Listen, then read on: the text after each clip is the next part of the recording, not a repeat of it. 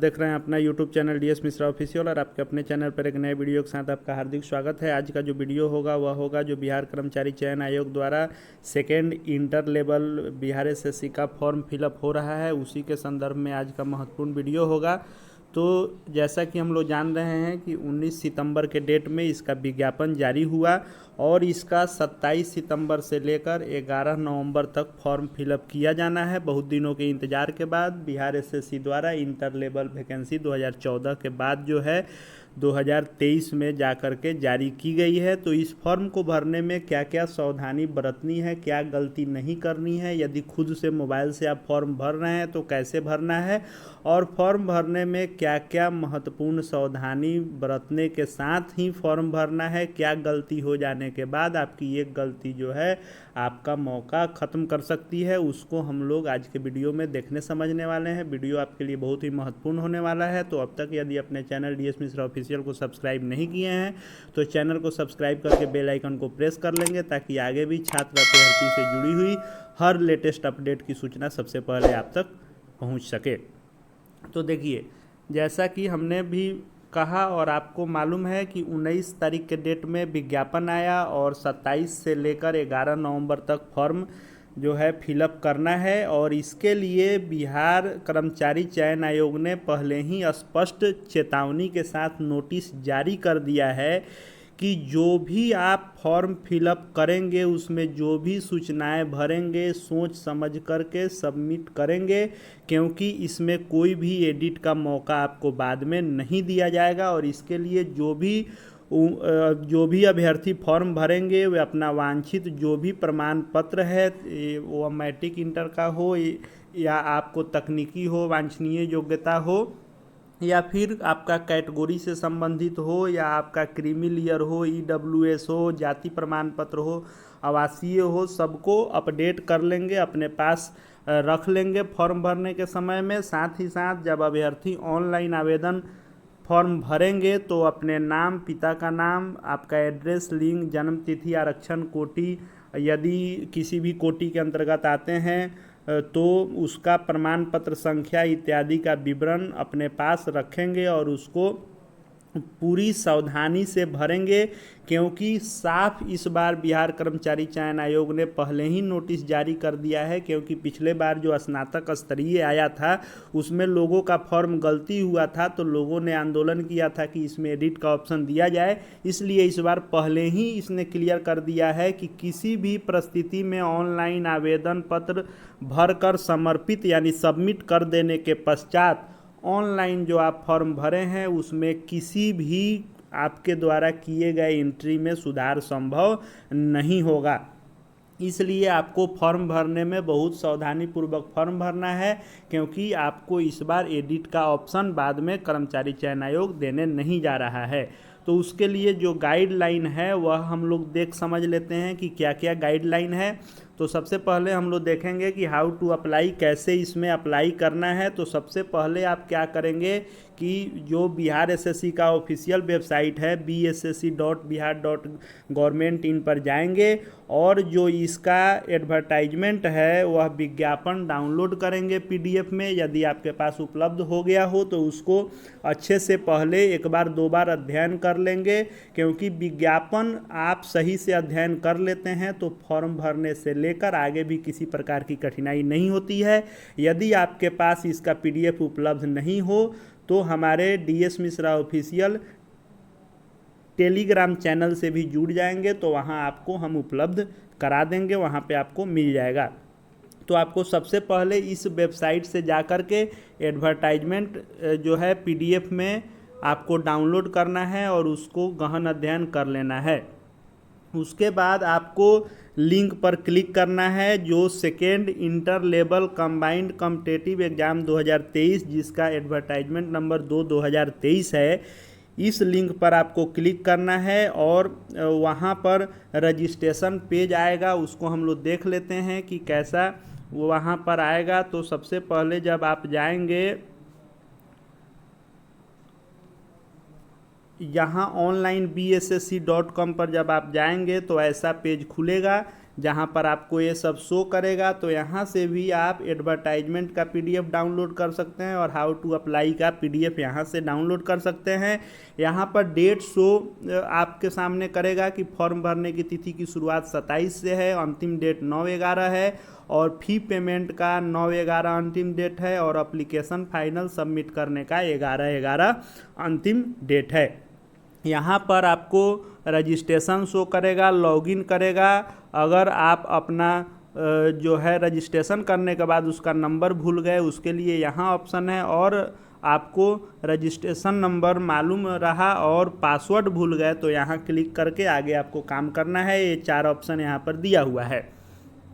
तो आपको क्या करना है कि अगर आप पहले से रजिस्ट्रेशन नहीं किए हैं, फॉर्म भरने जा रहे हैं, तो सबसे पहले रजिस्ट्रेशन पर क्लिक करेंगे। जैसे ही रजिस्ट्रेशन पर क्लिक करेंगे तो यह पेज आपके सामने खुल करके आएगा। अब यहाँ पर जावास्क्रिप्ट जो है इनेबल करने का कह रहा है, यह क्या है सो ऊपर हम लोग इसको भी समझ लेंगे कि अगर गूगल क्रोम से आप स्वयं से फॉर्म भर रहे हैं तो यह क्या चीज़ दिया हुआ है। उसके बाद रजिस्ट्रेशन के अंतर्गत जो भी आपका नाम इत्यादि जो भी आपसे डिटेल मांगा जाएगा वह टोटल डिटेल भरेंगे।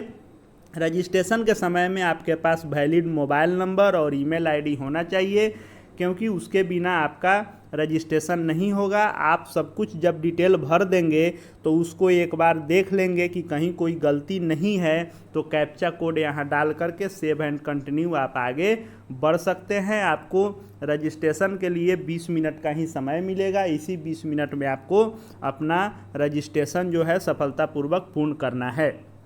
तो जैसे ही आप रजिस्ट्रेशन कर लेंगे तो रजिस्ट्रेशन करने के बाद पुनः जब आपको आगे फॉर्म फिलअप करना है कैसे कैसे वो हमें बताने वाले हैं, तो वहाँ पर आप यहाँ पर लॉगिन पर क्लिक करेंगे। जैसे ही लॉगिन पर आप क्लिक करेंगे रजिस्ट्रेशन के बाद तो यह पेज आएगा और यहाँ पर रजिस्ट्रेशन नंबर, पासवर्ड जो आपके रजिस्ट्रेशन के बाद आपके मोबाइल नंबर और ईमेल आईडी पर भेजा जाएगा आयोग के द्वारा, वह यहाँ डाल के और कैप्चा कोड जो यहाँ शो करेगा डालकर लॉगिन करेंगे तो फॉर्म के भरने की प्रक्रिया आगे बढ़ेगी।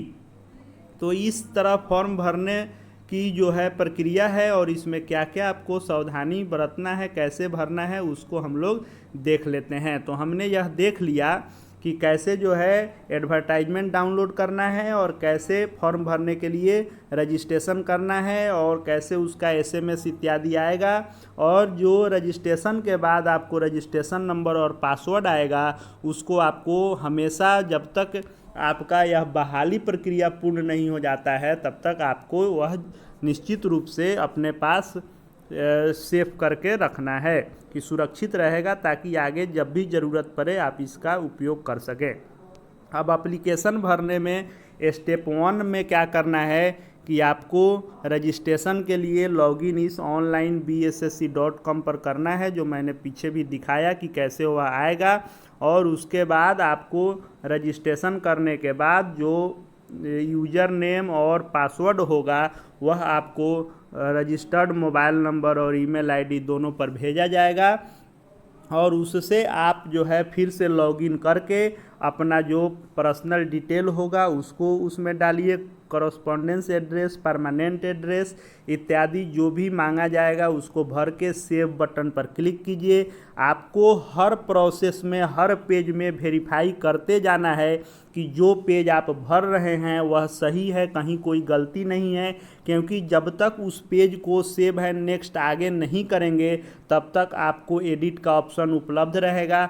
जैसे ही उसको आप आगे बढ़ा देंगे, यानी click next to move to next page for the payment, यानी डिटेल भरने के बाद पेमेंट पर जैसे ही आगे कर देंगे तो पीछे एडिट का ऑप्शन ख़त्म हो जाएगा। इसलिए आप फाइनल सबमिट किसी भी पेज को करने से पहले एक बार निश्चित रूप से मिलान कर लेंगे। यदि आप साइबर में भी जाते हैं तो साइबर कैफ़े वाले से पहले ही कहेंगे कि हमारा जो भी पेज भरिएगा एक बार हमको दिखाने के बाद सबमिट कीजिएगा, क्योंकि फॉर्म भरने के बाद आपको इसमें एडिट का ऑप्शन नहीं मिलने वाला है।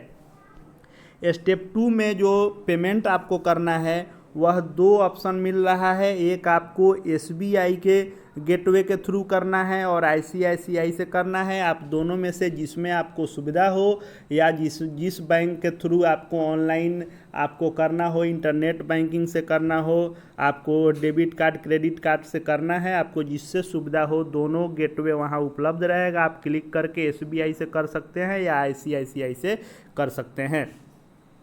स्टेप 3 जो है वह है कि जब आपका रजिस्ट्रेशन हो गया, व्यक्तिगत डिटेल भर दिए, फी पेमेंट हो गया, तो आफ्टर सक्सेसफुल पेमेंट के बाद आपको अपना एजुकेशनल डिटेल्स भरना है, यानी जो आपके शैक्षणिक योग्यता से संबंधित, तकनीकी योग्यता से संबंधित या वांछनीय योग्यता से संबंधित जो भी डिटेल मांगा जाएगा उसको भरना है। और उसमें भी आपको जो पहले बताया गया है स्टेप 1 में कि उसको भी वेरीफाई करके तब नेक्स्ट पेज आगे करेंगे। उसके बाद चौथा स्टेप जो आएगा वह आएगा अपलोड योर फोटोग्राफ। आपके फ़ोटो को अपलोड करने का जो ऑप्शन आएगा और आपके सिग्नेचर को स्कैन करके अपलोड करने का आएगा।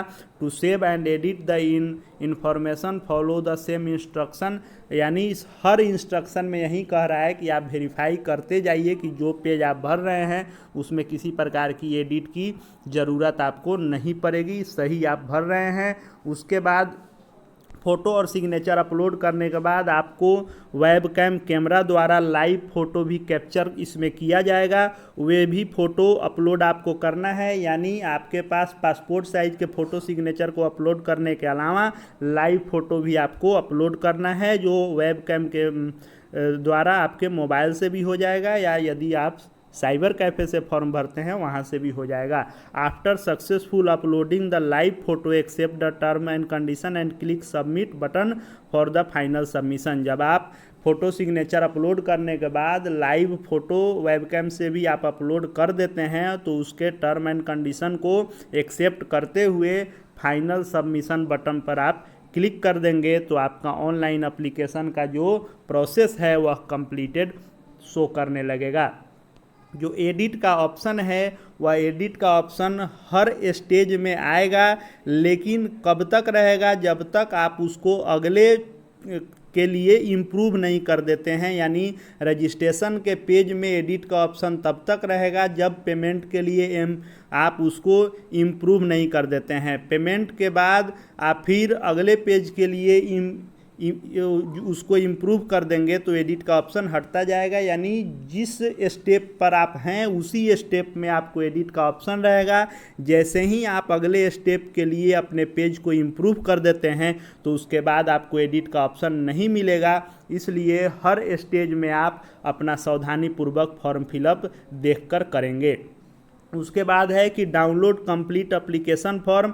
तो after finally uploading the live photo and submitting the final submission button you should be download the filled application in PDF format and take a print out of keep it safe. यानी आप form जब भर लीजिएगा तो उसका PDF आप download करके print कर लीजिएगा और साथ ही साथ जो फ़ी पेमेंट भी आपका होता है तो फ़ी पेमेंट का भी PDF कॉपी आप डाउनलोड करके रख लीजिएगा।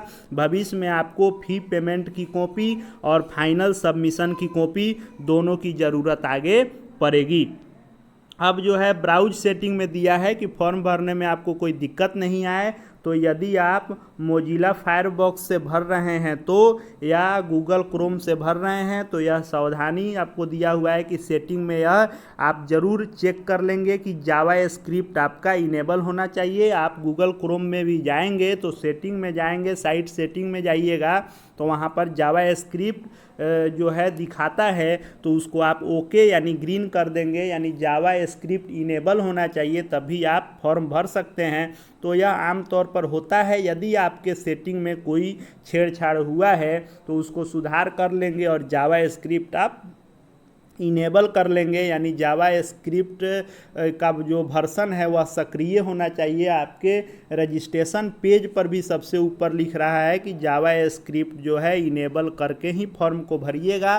तो आप दाएं जो 3 डॉट का दिया हुआ रहता है ऑप्शन, आप गूगल क्रोम के दाएं साइड में सबसे ऊपर 3 सेटिंग में जाएंगे तो वहां से सेटिंग बटन में जा कर के आप साइट सेटिंग में जा कर के और इसको जावा स्क्रिप्ट को इनेबल कर सकते हैं।